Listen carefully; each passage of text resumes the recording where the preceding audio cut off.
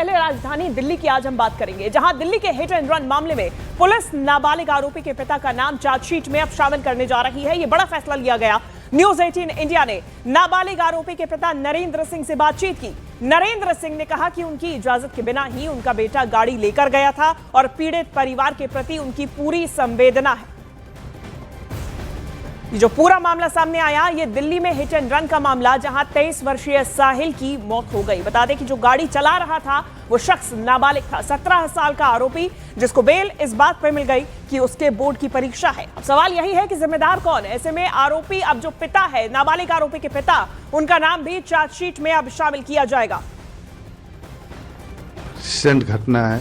मैं कोशिश, मेरा आत्म गवाही देता है, मैं कोशिश करना, मैं बिल्कुल अभी बात मुझे अभी करना उचित नहीं लग रहा। बहुत डिस्टर्ब, गहरा शोक है, हम पूरे फैमिली में गहरा शोक है, उस फैमिली के लिए भी और हमारे खुद का भी। मैं प्रेजेंट में नहीं था, इसके लिए मैं वेरी बहुत सॉरी, बहुत गलती हुआ है, बहुत बड़ी गलती। जो कानूनी प्रक्रिया से होगा आदेश, मैं उसका पालन करूँगा। मेरे सहयोगी दीपक बिष्ट हमारे साथ जुड़ गए हैं। दीपक, अब बड़ा फैसला लिया गया है, आरोपी के पिता पर कार्रवाई होगी, एफआईआर में कम से कम नाम जोड़ा जाएगा, आगे की कार्रवाई देखी जाएगी। लेकिन ये एक उचित कदम, क्योंकि अभी तक तो नाबालिग को बेल इस कदर मिल गई थी कि अब बोर्ड की परीक्षा है इसलिए बेल मिल गई। अब किस तरीके से कार्रवाई आगे बढ़ेगी? देखिए, दिल्ली पुलिस ने पहले ही कह दिया था कि अब जिस तरह से लगातार जो घटनाक्रम हुआ है, उसके अलावा जो परिवार में पिता के खिलाफ, क्योंकि ये पहले से नियम बन चुके हैं कि जब अगर नाबालिग बच्चा गाड़ी लेकर निकलता है घर से और अगर कोई हैपनिंग होती है तो उसके पिता पर भी या गाड़ी का जो मालिक है उसके खिलाफ यहाँ पर एक्शन लिया जाएगा। और यहाँ पर पुलिस का कहना है कि सख्त एक्शन लिया जाएगा, इसमें कोई कोताही नहीं बरती जाएगी, क्योंकि जो पीड़ित माँ है, पीड़ित परिवार है, उसने एक दिन पहले भी न्यूज़ 18 इंडिया से बात करके अपना दर्द बयां किया था। और सबसे अहम चीज़ ये कि अब जो पिता है आरोपी का, उसका पूरा बयान यहाँ पर आ रहा है। वो पीड़ित परिवार के लिए अपनी संवेदनाएं जाहिर कर रहे हैं, लेकिन जिस तरह से पूरा घटनाक्रम हुआ तो कहीं ना कहीं परिवार की गलती थी।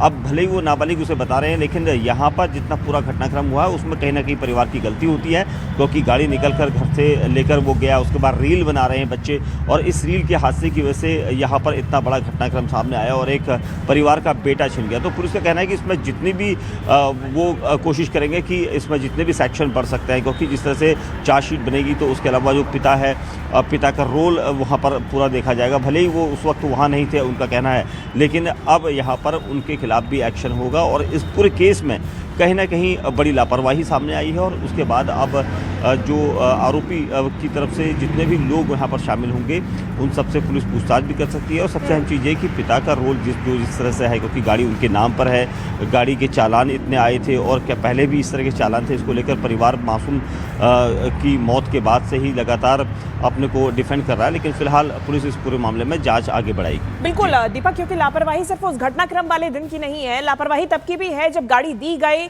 जब ओवर स्पीडिंग के चालान आए, तब भी नहीं बच्चे को कहा गया कुछ भी। बहुत शुक्रिया दीपक आपका तमाम जानकारी के लिए। तो देखिए, 3 फरवरी को यह घटना दिल्ली के द्वारका इलाके में हुई थी, जिसमें 23 साल के साहिल की मौत हो गई। इस एक्सीडेंट में एक कैब को भी नाबालिग की स्कॉर्पियो ने ही टक्कर मारी थी। कैब के ड्राइवर ने उस घटना को लेकर क्या कहा है, अब आपको वो दिखाते हैं। 3 फरवरी को हुए एक्सीडेंट में साहिल नाम के 23 साल के लड़के की दुखद मौत हुई। उसी हादसे में एक कैब चालक भी बुरी तरह जख्मी हुए। उनका नाम है अजीत। इस वक्त हम उन्हीं के घर पर मौजूद हैं, जो जख्मी हालात में अपने घर पर फ़िलहाल हैं। इनसे समझते हैं कि क्या उस वक्त हुआ था, और ये उस वक्त चश्मदीद भी थे क्योंकि ये गाड़ी में मौजूद थे, खाना खा रहे थे, जैसा जानकारी सामने आ रही है। अजीत जी से खुद समझते हैं कि उस वक्त आखिर क्या हुआ था। अजीत जी, सबसे पहले आप अपने बताएं कि आप ठीक हैं अभी, आपको चोट लगी है, कहाँ कहाँ चोट लगी है, अभी कैसी तबीयत है आपकी? पहले से थोड़ा आराम है जी। ये सर फटा था, इधर ये पासू टूटी हुई है, पैर में लगी है और रीढ़ की हड्डी में दर्द है। अच्छा, हाँ जी।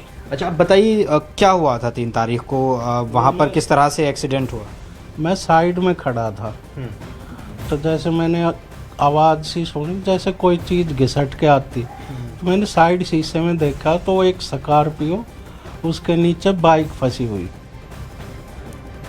और दिल्ली के द्वारका में हुए हिट एंड रन केस में साहिल की मां का दर्द एक बार फिर छलका है और उन्होंने बताया कि उनका बेटा 2 घंटे तक तड़पता रहा, लेकिन किसी ने उनकी मदद नहीं की। न्यूज 18 इंडिया ने साहिल की मां इन्ना से बातचीत की, जिसमें उन्होंने बताया कि उनका बेटे का 11:30 बजे सुबह करीब एक्सीडेंट हुआ था और 1:30 बजे तक उसे कोई भी अस्पताल लेकर नहीं गया था। इतना ही नहीं, साहिल की मां इन्ना ने मामले में नाबालिग को बेल मिल जाने पर भी सवाल खड़े किए और नाबालिग के पिता को सामने लाने की मांग की।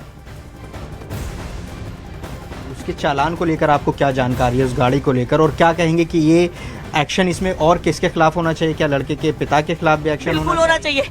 अगर वो ट्रांसपोर्टर है तो उसको ट्रैफिक रूल्स नहीं पता क्या? अगर वो ट्रांसपोर्टर है तो उसको क्या लगता है कि पैसे के दम पे अगर वो अपना धंधा चला रहा है तो वो सिस्टम को मोल्ड कर लेगा? वो हमेशा सिस्टम को मोल्ड कर लेगा। किसी की बच्चे की जान के लिए भी, बिजनेस के लिए वो जो मर्जी करता हो, उसको ये ओवर कॉन्फिडेंस में है वो कि आज तक वो जो करता आ रहा है वो आगे भी चलता रहेगा उसका। नाबालिगों को लेकर लगातार ये बहस चलती रही है देश में कि उसकी उम्र बताया जा रहा है 17 साल है, अब उसको ज़मानत भी मिल गई है, आपको इंसाफ नहीं मिला ऐसा आप कह रहे हैं। तो इसमें क्या आप मांग कर रहे हैं कि क्या नियमों में बदलाव होना चाहिए? क्या इस पर एक बहस होनी चाहिए कि इस तरह के जो मामले आते हैं, चाहे वो रील बनाने को लेकर इस तरह के एक्सीडेंट्स सामने आ रहे हैं, इसको लेकर क्या होना चाहिए? सिस्टम में चेंज डेफिनेटली होना चाहिए, इसमें कोई सवाल करने की जरूरत ही नहीं है। सबको पता है, जिनके बच्चे जा रहे हैं उनसे पूछो जाके। और भी तो मरे ना लैम्बोर्गिनी से, अभी और एक और लग्जरी गाड़ी से मारे ना, किसने मारे अभी 6-7 बच्चे। हाँ तो क्यों? ये सवाल पूछने की जरूरत ही नहीं है। सिस्टम को खुद पता है कि उनका सिस्टम कैसा है, लॉ एंड ऑर्डर यहाँ पे कैसा है, ये सबको पता है। लोगों को डर नहीं है। दुबई जैसी कंट्री में हाथ काट देते हैं, ऑन द स्पॉट सजा होती है, क्यों? यहाँ क्यों नहीं है? ये डर क्यों नहीं दिया गया लोगों को? मैंने आपको इंडिकेट कर दिया, मैं बार बार इस चीज को रिपीट नहीं कर सकती हूँ। मैं इस बारे में ज्यादा नहीं बोलना चाहती। बजाय मेरे ऊपर ध्यान देने के उसको सजा दिलाई जाए, उसको सजा मिलनी चाहिए। सोसाइटी में उनको रहने नहीं देना चाहिए। ऐसे क्रिमिनल्स को हटाओ यहाँ से। द्वारका वालों के बच्चे खतरे में, ऐसा राक्षस यहाँ रह रहा है, अभी भी हटाओ उसको। सोसाइटी में कैसे रह रहे हैं, कैसे लोग रहने दे रहे हैं उसको? तो वहीं सीनियर वकील विकास गर्ग का कहना है कि पुलिस एग्जाम के बाद नाबालिग की बेल कैंसिलेशन लगा सकती है। उन्होंने कहा कि इसे मर्डर नहीं कह सकते, लेकिन ये मर्डर ही है।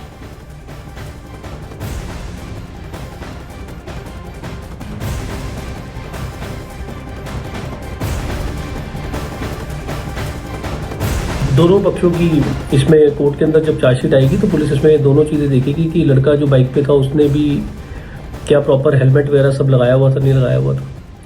और इसकी जो 17 साल का लड़का है, इसके पेरेंट्स के अगेंस्ट भी एक्शन पुलिस को लेना चाहिए और पुलिस ले भी रही होगी, क्योंकि पेरेंट्स की सबसे बड़ी जिम्मेदारी इसमें यह है कि आप अपने माइनर चाइल्ड को, अपने छोटे बच्चे को जो 18 साल से कम का बच्चा है, जिसके पास लाइसेंस भी नहीं है, ड्राइविंग लाइसेंस, उसको आप गाड़ी की चाबी और गाड़ी कैसे दे दी चलाने के लिए। इसमें इसको मर्डर नहीं कह सकते, बट ये मर्डर ही है।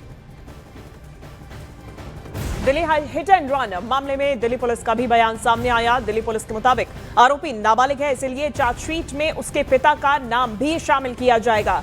दिल्ली पुलिस ने बताया कि सुबह 11:57 पर हादसे के बारे में उनको कॉल प्राप्त हुआ था, जिसके बाद साहिल धनेश्वरा की मौके पर ही मौत की जानकारी भी प्राप्त हुई थी। दिल्ली पुलिस ने यह भी बताया कि नाबालिग को 10वीं की बोर्ड की परीक्षा के लिए अंतरिम जमानत दी गई।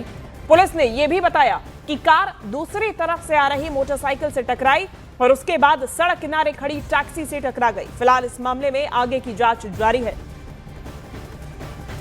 फैटल एक्सीडेंट की कॉल 11:57 के आसपास आती है। इमीडिएटली पीसीआर वैन वहां पर पहुंचती है, सीनियर ऑफिसर्स पहुंचते हैं, एसीपी साहब विजिट करते हैं। वहां पर एक बाइक का एक्सीडेंट हो गया था, जिसमें एक स्कॉर्पियो इन्वॉल्व थी और स्कॉर्पियो ने एक साइड में एक टैक्सी खड़ी थी, उस पर भी टक्कर मारी थी। इमीडिएटली आईजीआई हॉस्पिटल में शिफ्ट किया जाता है बच्चे को, और साथ ही साथ फर्दर जो हमारी क्राइम टीम उस मौके पर आती है, उस सारे मौके पर जो भी एविडेंसेस हैं वो कलेक्ट किए जाते हैं। फर्दर इसमें एफआईआर रजिस्टर किया जाता है, और रजिस्टर करने के बाद जो एक्यूज्ड है उसके एज वेरिफिकेशन से पता चलता है कि जुवेनाइल है वो बच्चा। इमीडिएटली उसको जेजेबी जुवेनाइल जस्टिस बोर्ड के सामने प्रोड्यूस किया जाता है। न्यूज 18 इंडिया द्वारका सेक्टर 9 के उस थाने में पहुंचा जहां पर गाड़ियां खड़ी हुई हैं। तीनों ही गाड़ियां पूरी तरह से क्षतिग्रस्त दिखाई दे रही हैं। न्यूज 18 इंडिया संवाददाता जावेद मंसूरी की एक्सक्लूसिव रिपोर्ट देखिए। 3 फरवरी को द्वारका सेक्टर 11 में हुए कार हादसे में कार की हालत क्या है वो आपको तस्वीर दिखाने के लिए हम मौजूद हैं सेक्टर 9 के थाने में, जहां वही ब्लैक कलर की स्कॉर्पियो यहां पर खड़ी हुई है। इसकी अगले हिस्से की तस्वीर आप देखिए किस तरह से इसका अगला हिस्सा क्षतिग्रस्त हुआ है। आप इसे देखकर ये अंदाज़ा लगा सकते हैं कि गाड़ी की स्पीड क्या रही होगी। ये आप देखिए आगे से पूरी तरह से ये जो अगला हिस्सा है ये चकनाचूर हो गया है। एक और हिस्सा हम आपको दिखाएंगे, युगल आपको कार के अंदर की तस्वीर दिखाएंगे जिसमें जो बलून है वो भी इसके खुल गए हैं। 2 बलून यहाँ पर इसके खुले हुए आपको नज़र आएंगे, तो अंदाज़ा लगाया जा सकता है कि स्पीड इसकी क्या रही होगी। और इसका ज़रा ये हिस्सा भी हम वो दिखाते हैं, जिस बाइक पर साहिल सवार था उसकी स्थिति देखिए, 3 टुकड़ों में ये बाइक टूट गई है। ये तस्वीर जिस पर साहिल आ रहा था और जब इसको टक्कर मारी, इस बाइक को टक्कर मारी, इसी पर ही साहिल सवार था और बताया जा रहा है कि मौके पर ही साहिल की मौत हो गई। और टक्कर मारने के बाद दरअसल ये बताया जा रहा है कि इतनी ज़्यादा स्पीड थी कि पास में ही एक गाड़ी, ये स्विफ्ट गाड़ी खड़ी थी, इसमें टक्कर मारी पीछे से।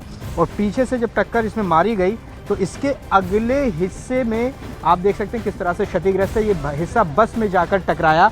और ज़रा पीछे से ये तस्वीर आपको दिखाएंगे यहाँ से, युगल पीछे देखिए, इसका जो पिछला हिस्सा है दरअसल यहीं पर ही बाइक में टक्कर होने के बाद जो गाड़ी थी स्कॉर्पियो वो यहाँ पर टकराई। और यहाँ पर आप देखिए किस तरह से जो पूरा हिस्सा है ये क्षतिग्रस्त है, पिछला हिस्सा है। और जो आगे बस खड़ी थी फिर अगला हिस्सा बस से टकराया, तो आगे भी इस कार की स्थिति आप देख सकते हैं। ये भी बताया जा रहा है कि साहिल की इस हादसे में दुखद मौत हुई है। और इस बीच द्वारका हिट एंड रन मामले में आरोपी की गाड़ी से बनाई गई एक रील भी अब सामने आई, जिसमें साफ दिखाई दे रहा कि आरोपियों की गाड़ी रॉन्ग साइड से आ रही थी और बाइक सवार साहिल भी उसमें दिखाई दिया। कुछ ही सेकंड्स में वो हादसे का शिकार हो गया। साहिल की मां ने आरोप लगाया कि आरोपी की कार के कई चालान काटे गए थे। ऐसे में अब कई सवाल भी खड़े हो रहे हैं और ये उठने लाजमी भी है।